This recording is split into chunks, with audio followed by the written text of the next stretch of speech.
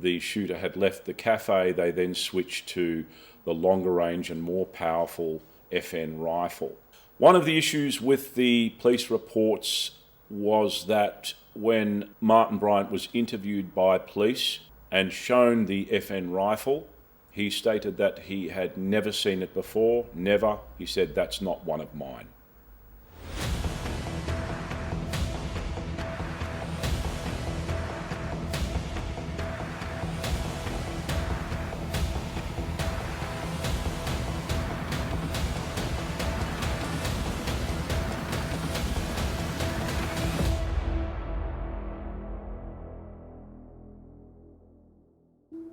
Welcome to the Wasp Files.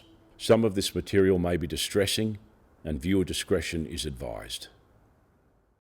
Ostensibly, there were only, according to the authorities, 2 rifles that were used at the Port Arthur Massacre. One was the Colt SP1 AR-15.223 caliber rifle.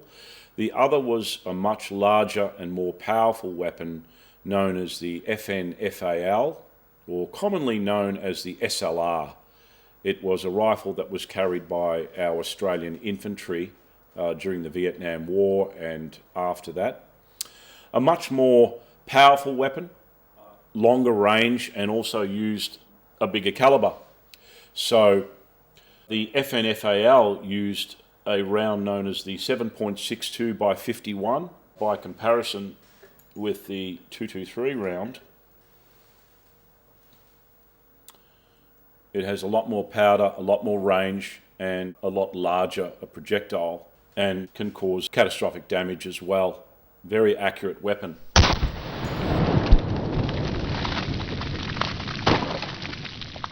So the FN FAL, or SLR, used the 7.62 by 51. Once again, that is the NATO military caliber. The civilian version is known as .308. Once again, you can have some issues if you're trying to fire a military round in a civilian rifle. But the FN FAL, which was serial number G3434, was a military rifle. It has a 20-round magazine, much longer barrel, semi-automatic operation, very, very accurate rifle. And there were various models and variants of that. It was the rifle used at Port Arthur was a G series, which was a Belgian-made FN FAL. The rifle has been manufactured in many different countries of the world, and as stated before, the Australian infantry had their own version, the SLR, or L1A1 as it was known. But this was an earlier model, if you like, Belgian FN. This rifle was used predominantly outside of the Broad Arrow Cafe. So the reports were that the firearm used at the Broad Arrow Cafe was predominantly the Colt SB1 AR-15, and that once the shooter had left the cafe, they then switched to the longer range and more powerful FN rifle. One of the issues with the police reports was that when Martin Bryant was interviewed by police and shown the FN rifle, he stated that he had never seen it before, never. He said, "That's not one of mine." Bryant ostensibly owned 3 firearms that can be verified as being owned by him, and even then, because the gun registers have been seized, we don't have any definitive proof of that. It hasn't been examined in court or in the light of day. So Bryant supposedly owned the Colt SB1 223 AR-15. He owned an AR-10. An AR-10 is an early model that is virtually identical to the AR-15. It has the pistol grip, has the top carry handle, and a removable magazine and the front post. Looks very similar to an AR-15, except that too is in 7.62 by 51 or .308 equivalent caliber, much more powerful rifle. It was a very early Dutch model that had a wooden buttstock, foregrip and pistol grip. This firearm, which was owned supposedly by Martin Bryant, was never used at Port Arthur. It was brought into Terry Hill's gun store at one point, and the reports were, as covered in the previous episode with Terry Hills, that the owner of that firearm had brought it in locked and loaded with a full magazine and one in the breech, wrapped in a towel, and said, "There's something wrong with this rifle, can you fix it?" And it was taken into the gun store by Terry Hills, and he said, "Look, I'll have to look at after Easter sometime," and it was never returned to the owner, which may or may not have been Martin Bryant. So the AR-10 was not used at Port Arthur. The third firearm that was used not used, but was found during the Port Arthur Massacre was a semi-automatic shotgun. It was a Daewoo, which is, it sort of looks like a chunkier version of the AR-15 with a carry handle on the top once again and a 20-round magazine, and it's a semi-automatic 12-gauge shotgun. Shotguns don't use rifle bullets, they use a cartridge, which is a plastic container that contains lead shot within the carrier, so that once it's fired, you get quite a number of pellets coming out of the muzzle simultaneously. So at close range, depending on the size of the shot, with a 12-gauge cartridge, they can be absolutely devastating. There are different, obviously, sizes of shot. You've got bird shot, which is quite small for taking ducks and so on, right up to what they call buckshot. Buckshot would be 9 pellets of .30 caliber diameter. So you've got 9 .30 caliber projectiles coming out in one shot. However, the Daewoo semi-automatic shotgun, which was located in the boot of the Volvo, Martin's Volvo, that was driven down to Port Arthur, according to Gerard Dutton, the Tasmanian ballistics officer who'd been sequestered to basically examine all of the ballistics of that crime, was not fired. There were no reports in Gerard Dutton's ballistics forensics report of a shotgun being discharged at the Broad Arrow Cafe or in the resultant shooting sites and at the Seascape cottage. This flies in the face of some contradictory evidence where first-hand witness survivors such as Stephen Howard and Wendy Skua, who performed triage on a lot of the victims, both stated that they had seen victims with clear pellet damage and that there were pellets, shotgun pellets, which are little round balls basically. The issue with their observations about there being a shotgun fired was that Damien Bugg, who was the chief prosecutor, had stated that the cafe shooting took place in 90 seconds. So the gunman, in essence, had entered the cafe, withdrew the rifle and opened fire and killed 20 people in about 90 seconds and then exited the cafe. It seems like that was way too short a duration, and even if we take into account that reports were that it was more like 2 minutes within that cafe, there were no reports that the shooter withdrew the Colt SB1, opened fire, went back to the bag, pulled out the shotgun or a shotgun and discharged that weapon, then put it back in the bag, and then took out the Colt again and continued on the rampage. Strangely enough, the bag that was brought into the Broad Arrow Cafe was abandoned, was left on the table where the shooter was sitting, though witnesses had reported that the shooter had exited with another bag. So there is a confusion as to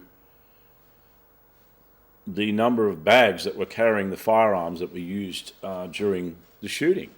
It's very clear in the police training video that was inadvertently leaked that the guns that were carried in that bag, that the bag was left on the table. It's clearly there. So it just seems odd that there would be 2 gun bags. The other issue with the fact that if there was a shotgun discharged within the cafe at the same time, and there wasn't realistically enough time, nor real motivation for the shooter to swap guns, it suggests that the possibility that there may have been a second shooter. This is also to a certain extent backed up because Stephen Howard, who was outside of the Broad Arrow Cafe, who had basically stayed outside, prior to going in there to assist, reported that he saw one of the victims outside the cafe with clear pallet damage. Scale down a bit of a rock face at the back of the Broad Arrow Cafe. We'll walk past a person that had been shot, but peppered with shotgun pellets, had black spots all over his face and bleeding.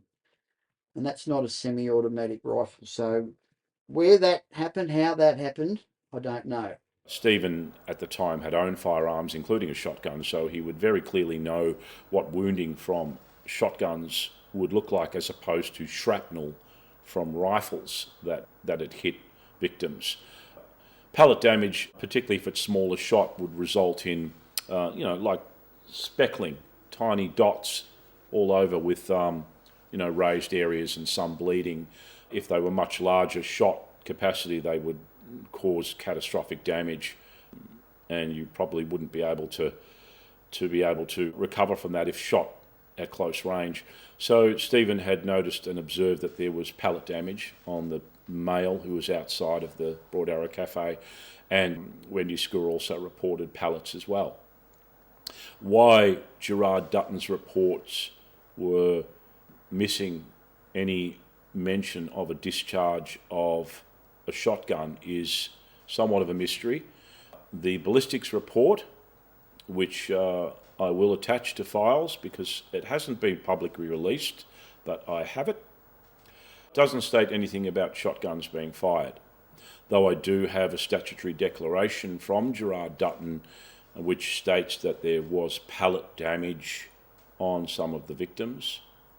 So there is some question once again as to whether or not a shotgun was used principally in the Broad Arrow Cafe. One of the pivotal witnesses and survivors from the Broad Arrow Cafe shooting at Port Arthur was Graham Collier. Graham is a good friend of mine, and in addition to his witness statement where he clearly states that the person he watched going into the cafe and committing the shooting was not Martin Bryant, we've had some lengthy conversations about the identity of the shooter and the circumstances of the cafe shooting. Graham is a remarkably observant man, very switched on. During the shooting, he courageously tried to save his loved ones that he was with, pushing them to the side, and when he turned back, he took a bullet through the throat that came out through the back of his neck, blew some of his teeth out.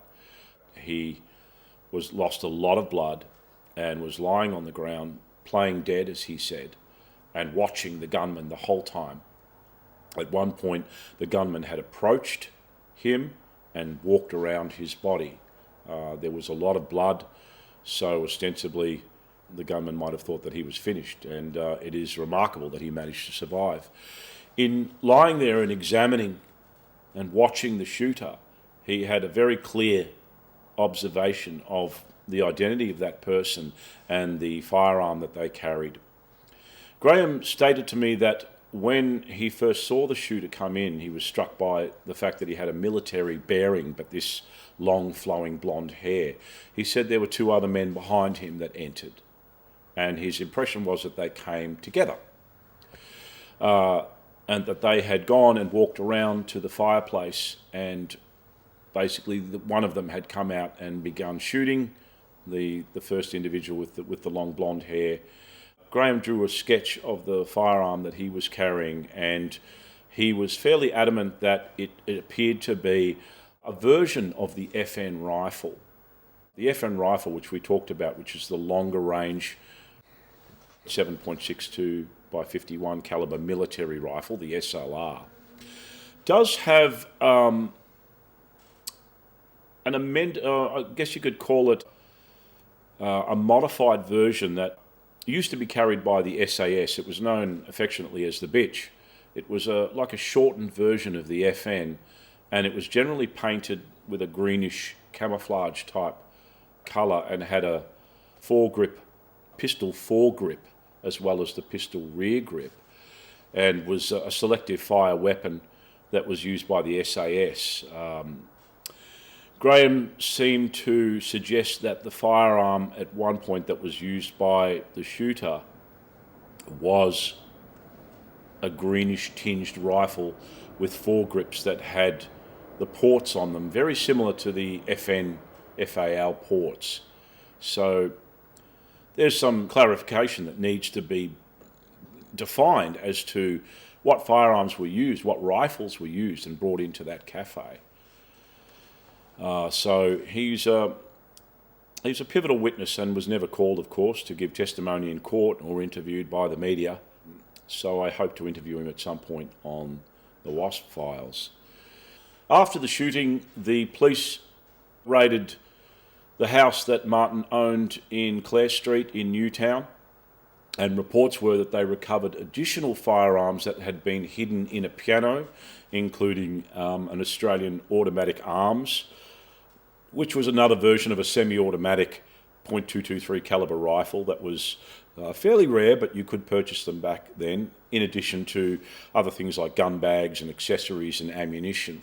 They were found hidden in a piano in the house. Never once again been determined the ownership or the origins of whatever was recovered at Clare Street in Newtown.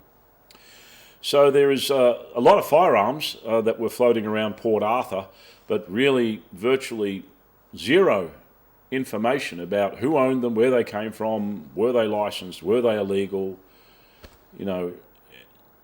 questions that need to be answered definitively in a court of law or in a royal commission. What happened to the firearms is another question. We've stated that they were burnt or destroyed in the fire. They were recovered, and the Colt SP1 AR-15 was recovered in relatively good condition. There were indications that the firearms, which were used, the FN FAL supposedly, and the Colt SP1, were recovered and they were able to be examined. However, there was some damage to both of those rifles. The Colt SP1 was found in the ashes, and it had a missing pistol grip, which hadn't burnt off, but apparently had been smashed off. The other issue with the Colt SP1 was that at some point a round had been discharged within the breech of that rifle and had exploded so catastrophically that it exuded the brass from the casing into the bolt face of the rifle, seizing the action, if you like. The resultant explosion of gases had also blown down through the magazine tube and blown the innards of the magazine that contains the rifle rounds out through the floor plate of the magazines. So, as a result of that damage, it was virtually impossible to be able to determine the ballistics of that firearm. Anyone holding that firearm and firing a round that would have cooked off to that extent would have had very severe damage to their hands and or possibly to their face and eyes. The notion that it may have basically exploded somehow in the fire has been discounted as well. Contrary to popular belief, if a bullet is lodged in the fire, it doesn't explode and then the bullet goes flying across the room. It generally, the head of the bullet just pops off the casing. But something happened to that Colt SB1 to cause it to explode catastrophically and realistically without someone holding it. Otherwise there would have been damage. Martin Bryant would have been brought into hospital with perhaps some fingers missing and severe burns if he'd fired that rifle. The FN FAL, the longer range SLR type rifle, was found on the roof of Seascape. It too had been damaged. It had a very severely bent barrel and it was missing the carrier spring.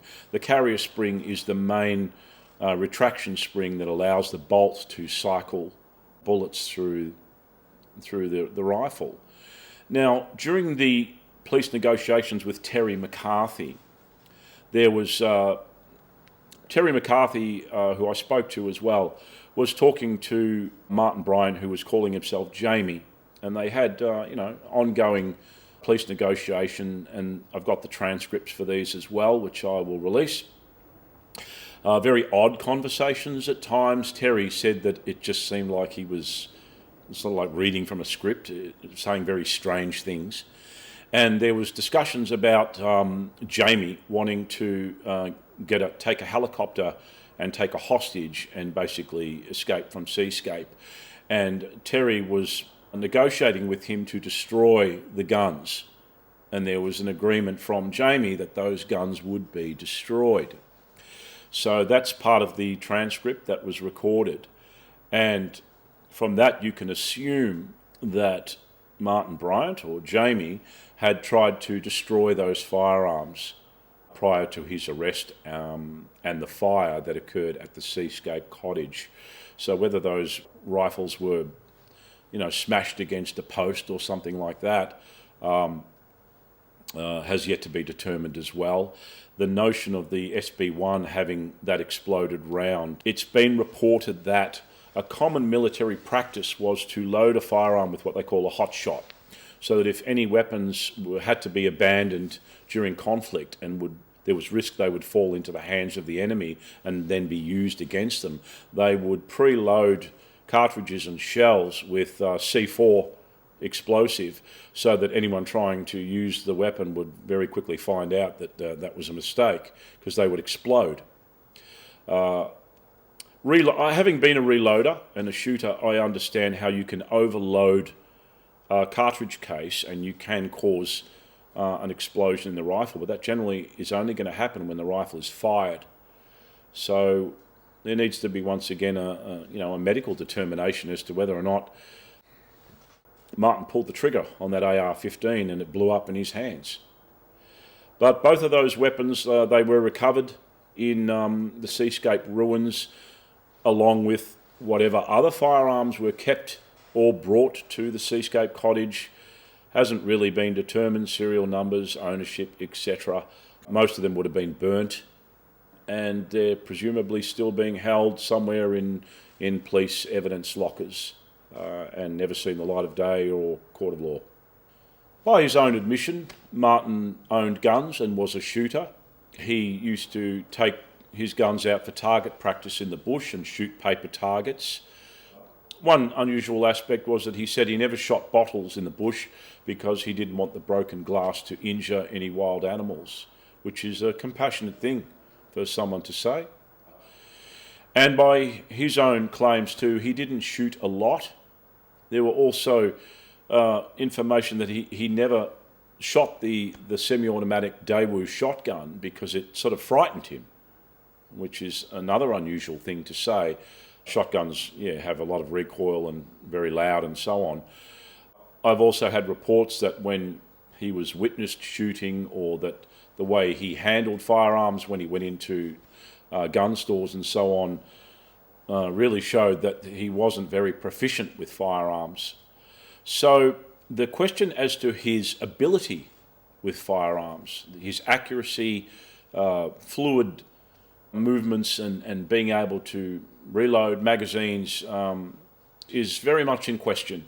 Hasn't really been determined how proficient a shooter Martin Bryant was. Martin had a girlfriend at the time, Petra Wilmot, a young lady, and she was with him in the months before Port Arthur. And she claimed that he was gentle and kind and looked after her, and never reported anything about firearms that he'd owned, that she didn't see any. It is difficult to imagine that, being a shooter, that he wouldn't have, even from a pride point of view, mentioned that he owned firearms and that was shooting with them. But Petra claimed that, she didn't know anything about firearms that he owned. When Martin had the farm at Copping, his neighbours reported that he would shoot quite regularly as well. They also reported that he'd threatened them at once with firearms. That's really yet to be proven as well. So, in terms of his ability to be able to use the firearms, even though a rifle like the Colt SB1, people claim very easy to pull the trigger at close range and take a lot of victims. It's not as simple as that. It requires, as well as a discipline, there needs to be, there's an emotional aspect to that. There is the ability to avoid apprehension and someone grabbing the firearm. Witnesses were stating during the cafe that the shooter was dancing, that he would spin, turn on a dime, lift the barrel, choose a target. Just by all reports, the shooter at the cafe and elsewhere was very proficient with the use of firearms. And, there's a matter of debate. A lot of people will say, no one with his intellect and his disadvantages, his uncoordination, could operate a firearm with such dexterity and skill. Whereas others say, it's like shooting fish in a barrel, it's very easy to do so. But the magnitude of the crime and just the emotional, the adrenaline rush, the ability to think on your feet, to decoy police away, to avoid apprehension, to choose targets. Yes, some people would have been frozen, paralysed and sitting still. Others wouldn't have been, ducking. Someone did throw a tray at the shooter in the cafe, trying to distract them. So, by all reports, it's an astounding feat for any one individual to accomplish in a short amount of time. I'd like to finish off by talking just briefly about gun control, and not from any political view, but just to place a little bit of perspective on gun control. So the facts are that there was an enormous shake-up of gun policy in Australia after Port Arthur. Quite a number of firearms were handed in and confiscated. Since then, there are more firearms in Australia today than there was before Port Arthur. You cannot get high-powered semi-automatic rifles and pump-action shotguns or even semi-automatic .22 rabbit rifles unless you have a very, very specific reason to own those, if you're a farmer, for instance. There are some very sophisticated firearms now that, in essence, in the wrong hands, could still do plenty of damage. The media is very quick to proclaim hysterically about the 1 million unregistered firearms that exist in Australia. These are illegal firearms that may not have been handed in or were perhaps brought in illegally across borders and from other countries. So they're stating that there was, no one really knows for sure, but there's something like 1 million unregistered firearms in Australia. The 200,000 SKS semi-automatic rifles that were brought in, roughly around 60,000 were handed back in. As to the rest of them, there's no knowledge as to what happened to those. So there's probably a good chance that many of them are buried away underground somewhere in pipes. On top of the 1 million supposedly unregistered firearms in Australia that would be the tools of criminals, there are 4 million registered firearms by law-abiding firearm owners. So that's a total of 5 million guns in a population of 28 million people. So the salient question has to be asked, why are we not being shot in droves? People are very quick to claim, since Port Arthur we've had no mass shootings. That's very true. But the fact remains, and you'll see by the graph, that firearm homicide was on the decline prior to 1996, and that since then, even though there are more guns in Australia now than there was before 1996, we have virtually no shooting mass homicides at all. The homicide rate in 2023 was 247 people. Of that, 27 were gun-related. And of that, the majority of the percentage were due to criminal use of firearms amongst criminals and so on.